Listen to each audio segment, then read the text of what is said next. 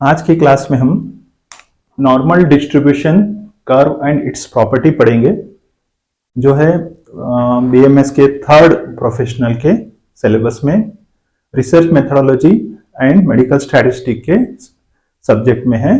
17th topic, 17वां topic और दूसरा part है ये प्रोबेबिलिटी का। आज के टॉपिक है नॉर्मल डिस्ट्रीब्यूशन। क्या होता है नॉर्मल डिस्ट्रीब्यूशन? जब भी हम जानकारी इकट्ठा करते हैं, डेटा को इकट्ठा करते हैं, उसको अगर हम एक ग्राफ बनाएं या उसको एक इसमें बनाएं ड्राइंग में, तो वो डेटा जो है कैसे उसको हम कैसे दिखेगा, उसे कहते हैं हम जो है नॉर्मल डिस्ट्रीब्यूशन। मतलब जानकारी कैसे फैली हुई है, डिस्ट्रीब्यूट हुई है, उसे कहते हैं नॉर्मल डिस्ट्रीब्यूशन कर्व। तो जब भी हम कोई जानकारी इकट्ठा करते हैं या डेटा को कलेक्ट करते हैं, तो वो डेटा को अगर हम उसको अगर एक ड्राइंग के रूप में बताएंगे, तो वो कर्व बनेगा जो बेल शेप सेंटर लाइन से जो बिखरा हुआ रहेगा, उसे कहते हैं हम नॉर्मल डिस्ट्रीब्यूशन कर्व। तो ये क्या होता है, जब भी हम रिसर्च करते हैं तो हमें कौन सा टेस्ट करना चाहिए, प्रोबेबिलिटी के हिसाब से हम पैरामेट्रिक टेस्ट करना चाहिए या नॉन पैरामेट्रिक टेस्ट करना चाहिए, डिसीजन कैसे लेना चाहिए, तो ये सभी में ये हेल्प करता है। चलिए अब इसका परिचय समझेंगे। तो परिचय में हम इंट्रोडक्शन में ये समझेंगे कि नॉर्मल डिस्ट्रीब्यूशन एक कंटिन्यूअस प्रोबेबिलिटी डिस्ट्रीब्यूशन है। मतलब कंटिन्यूअस का मतलब यहाँ पर हर नंबर आएगा, जैसे मान लीजिए 12.1, 12.3, तो ये कंटिन्यूअस प्रोबेबिलिटी डिस्ट्रीब्यूशन मतलब फैलाव है। That is widely used in medical statistic. तो ये मेडिकल स्टैटिस्टिक में बहुत ज्यादा यूज होता है, रिसर्च और मेडिकल स्टैटिस्टिक में। It represent the symmetrical bell shaped curve. तो कैसे दिखता है, एक बेल शेप्ड कर्व दिखता है जो काटने पर दोनों का हाफ ऑफ होता है। जैसे आप देख सकते हैं, अगर हम इसको यहां से अगर बीच से काट दो, तो जब जुड़ाएंगे तो दोनों का हाफ ऑफ सिमिलर दिखता है। इसको सिमेट्रिक कहते हैं हम। तो सिमेट्रिक होता है तो by symmetric bell shaped curve and describe and distribution of many biological and measurement। तो क्या होगा, जो भी हम बायोलॉजिकल जो जीवित चीजों से जो हम जानकारी इकट्ठा करते हैं, डेटा को इकट्ठा करते हैं, तो हम जब उसको ग्राफ में डालेंगे तो ये बेल शेप का बनेगा। तो ये मेनी बायोलॉजिकल एंड मेजरमेंट, जितने मेजरमेंट है ऐसे दिखता है। तो डेफिनेशन समझेंगे कि क्या होता है जो नॉर्मल डिस्ट्रीब्यूशन कर्व। उसका डेफिनेशन होता है कि normal distribution curve is a continuous. जैसे मैंने अभी बताया, कंटिन्यूअस मतलब ये पॉइंट्स को भी, डेसिमल को भी कंसीडर करता है, जैसे 2.1, 2.3। तो ये कंटिन्यूअस होता है, सिमेट्रिक होता है, मतलब काटने पर हाफ ऑफ होता है, और बेल शेप्ड प्रोबेबिलिटी डिस्ट्रीब्यूशन होता है, फैलाव होता है, दोनों तरफ इकट्ठा फैल जाता है। जैसे ये सेंटर वैल्यू है, तो दोनों तरफ जो उसका डिस्ट्रीब्यूट होता है, और probability distribution in which observation are distributed equally around the mean। तो ये मीन का मतलब यहां से सेंटर पॉइंट से ये दोनों तरफ इक्वली डिस्ट्रीब्यूट होते हैं, इसे हम कहते हैं नॉर्मल डिस्ट्रीब्यूशन कर्व। तो फिर से एक बार समझेंगे, normal distribution curve is a continuous symmetric होता है जो इक्वल हाफ, और बेल शेप का होता है। प्रोबेबिलिटी डिस्ट्रीब्यूशन विच ऑब्जर्वेशन, जितना ऑब्जर्वेशन मतलब जितना भी हम जानकारी इकट्ठा करें, are distributed equally around the mean. तो बीच से दोनों तरफ इक्वली फैला हुआ होता है। तो अब इसके अंदर क्या क्या प्रॉपर्टीज होते हैं, तो नॉर्मल डिस्ट्रीब्यूशन कर्व के अंदर क्या क्या हमें उसके अंदर जो होता है प्रॉपर्टीज होते हैं, उसको समझेंगे। यहाँ पर मेनली 8 पॉइंट्स होते हैं प्रॉपर्टीज। तो पहला पॉइंट है बेल शेप। ये देखने के लिए ऐसा लगता है कि कोई बेल है, मंदिर का या बेल घंटे के जैसा दिखता है। तो curve bell shaped and mode symmetric होता है। जैसे आप यहां से काट दो तो दोनों तरफ इक्वल दिखेगा। नेक्स्ट होता है मीन मेडियन मोड। जब भी आप सेंटर पॉइंट को अगर यहां पे अगर कंसीडर करोगे, तो मीन मेडियन मोड तीनों भी वहां पर सिमिलर रहेगा। इसका एक खासियत होती है टोटल एरिया। तो ये जितना भी एरिया है उसको हम 1 कंसीडर करते हैं। तो टोटल एरिया ये 1 होता है। तो total area around the area under the curve is equal to 1। 1 का मतलब होता है 100% representing the total probability. Next होता है टेल्स। तो ये होते हैं टेल्स। तो ये जो टेल्स होते हैं, तो ये टेल्स क्या होता है, तो tails the two tails extended indefinitely and approach but never touch the x axis. तो ये होती है हमारी एक्स एक्सिस और ये वाई एक्सिस। तो कभी भी ये एक्स एक्सिस को टच नहीं करेगा, मतलब ऊपर से रहेगा। तो टेल्स हमेशा जो होते हैं वो नीचे एक्स एक्सिस को टच नहीं करेंगे। टू टेल्स है, यहां पर आप देख सकते हैं, एक टेल और ये दूसरा tales. These tails extends indefinitely and approach but never touch the x axis। तो x axis को, नीचे के एक्सिस को टच नहीं करते हैं। एम्पेरिकल रूल्स क्या होता है, ये अनुभव के आधार पर ये कैसे फैलाव होता है, ये डिस्ट्रीब्यूट होता है।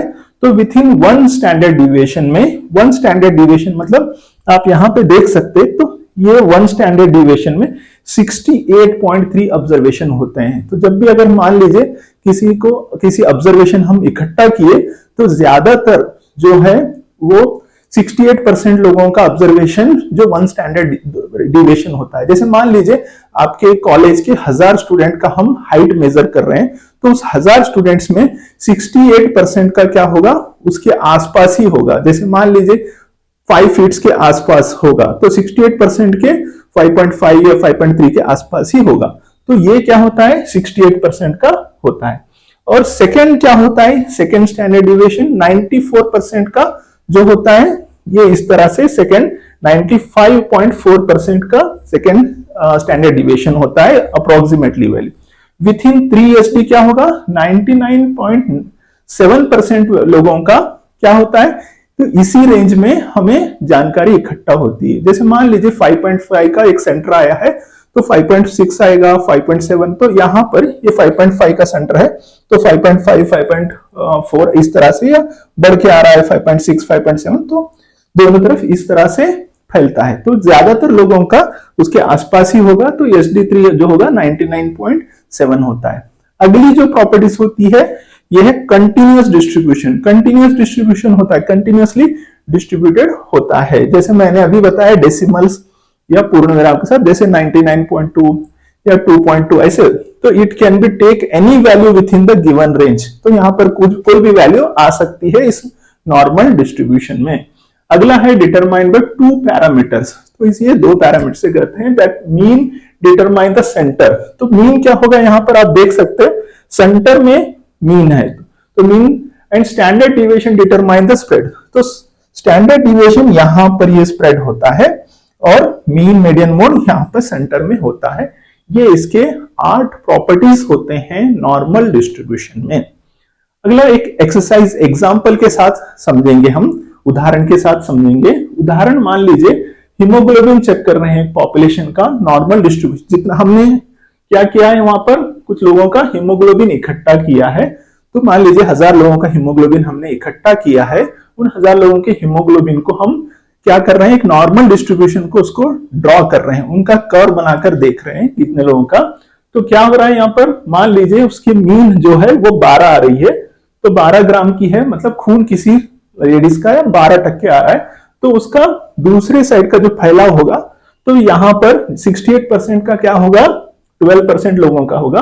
तो इस तरह से, और दूसरा जो SD1 क्या होगा, ये 95%। तो क्या होता है, ये मीन 12 ग्राम्स अगर मान लीजिए, तो SD स्टैंडर्ड डिविएशन 1 ग्राम्स का अगर अंतर है, तो क्वेश्चन क्या आ रहा है यहाँ पर कि इंडिविजुअल विल बी 10 to 14 ग्राम पर DL। कितना आ रहा है, तो 10 to 14 ग्राम रिप्रेजेंट। तो मीन SD कितना आएगा यहाँ पर, मीन SD 12। आप देख सकते हैं यहाँ पे ये फर्स्ट स्टैंडर्ड डिविएशन है 68, ये सेकंड होता है 95.4। तो मीन SD 12 + 2, तो इस तरह से 14। According to this empirical rules के हिसाब से, अनुभव आधारित के हिसाब से, मीन 2 कंटिन्यूस अप्रोक्सीमेटली 95.4%। आप देख सकते हैं यहाँ पर SD जो है, ये फर्स्ट SD है, ये 68.3 आएगा। तो सेकेंड SD क्या हो रहा है यहाँ पर, 95.4 आ रहा है। ये ऑब्जर्वेशन होता है। तो आंसर क्या होता है, approximately 95.4 individuals will have haemoglobin 10 to 14। तो सिंपल बात में अगर हम समझें, अगर किसी 1000 लोगों का अगर हम हीमोग्लोबिन लेवल चेक कर रहे हैं, तो उसको मान लीजिए कि उसकी सेंटर वैल्यू 12 है, 12 है। तो हमारा क्वेश्चन ये आ रहा है कि 12 से 14 ग्राम तक के कितने लोग होंगे। तो ये क्वेश्चंस में अगर हम इसको अनुभव आधारित अगर एक कर्व बनाएंगे तो जितना भी हमें जानकारी मिली है, ऑब्जर्वेशन मिली है, तो अगर हम इसको डालेंगे तो ये मीन मीडियन मेड ये 12 होगा सेंटर में। तो पहला जो एसडी होगा स्टैंडर्ड मतलब स्टैंडर्ड डिविएट कितना फैला होगा 68.3 होगा, और दूसरा कितना होगा 95.4। इस तरह से हम इसकी वैल्यू निकालते हैं। Approximately 95.4 individuals will have haemoglobin level between 10 to 14।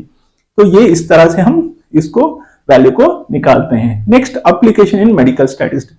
ये नॉर्मल डिस्ट्रीब्यूशन का कर्व का क्या उपयोगिता है, क्या एप्लीकेशन है, क्या यूज होता है हमारे मेडिकल फील्ड के अंदर, उसको समझेंगे। Analysis biological and clinical measures. तो जितने भी हमें वैल्यूज मिले हैं, मेजरमेंट्स मिले हैं, उसको समझने के लिए, एनालाइज करने में ये नॉर्मल डिस्ट्रीब्यूशन कर्व हेल्प करता है। एस्टैब्लिशमेंट ऑफ रेफरेंस रेंज, तो रेफरेंस के रेंज को पता लगाने के लिए ये नॉर्मल डिस्ट्रीब्यूशन पता हेल्प होता है। नेक्स्ट है स्टैटिस्टिकल हाइपोथेसिस टेस्टिंग। तो हाइपोथेसिस पता लगाने के लिए calculating probability and Confluence interval. तो प्रोबेबिलिटी को पता लगाने के लिए, कैलकुलेट करने के लिए भी नॉर्मल डिस्ट्रीब्यूशन हेल्प होता है। नेक्स्ट होता है probability analysis clinical research data. तो क्लिनिकल रिसर्च में भी ये हेल्प होता है। तो ये ऐसे होता है, ये फिगर में हम थोड़ा सा समझेंगे। नॉर्मल डिस्ट्रीब्यूशन कर्व ऐसे होता है। तो ये होता है हमारा वाई एक्सिस, और ये जो लैटरल है ये एक्स एक्सिस है। तो एक्स एक्सिस ये वेरिएबल है, और वाई एक्सिस क्या है, ये फ्रीक्वेंसी एंड प्रोबेबिलिटी है। तो जब भी हम सेंटर को लेंगे, ये मीन मीडियन मोड, ये सेंटर होता है 68.5, और first SD 95.5, third SD 99.7 SD. ये मीन जो होता है म्यू, और स्टैंडर्ड डिविएशन होता है। तो प्रॉपर्टीज मैंने अभी जैसे आपको समझाया, ये प्रॉपर्टीज होती है। बेल शेप की प्रॉपर्टी होती है, ऐसा बेल शेप दिखता है थोड़ा सा ड्राइंग में, ये हो गया। आप समझ, ड्राइंग को कंफ्यूज मत होइए, बेल शेप होता है। मीन मीडियन मोड सेंटर में इक्वल होते हैं। Total area under the curve, इसको 1% 1 माना जाता है, मतलब 100%। और नेक्स्ट होता है tails extend infinity. Tails continuously infinity तक टच नहीं करेंगे यहाँ पर, अप्रोक्स नेवर टच, और completely determined by mean and standard deviation. ये होता है हमारा नॉर्मल डिस्ट्रीब्यूशन कर्व। अगर आपको थोड़ा सा अच्छा लगा है तो लाइक करके सपोर्ट करिए, और सब्सक्राइब करिए। Thank you.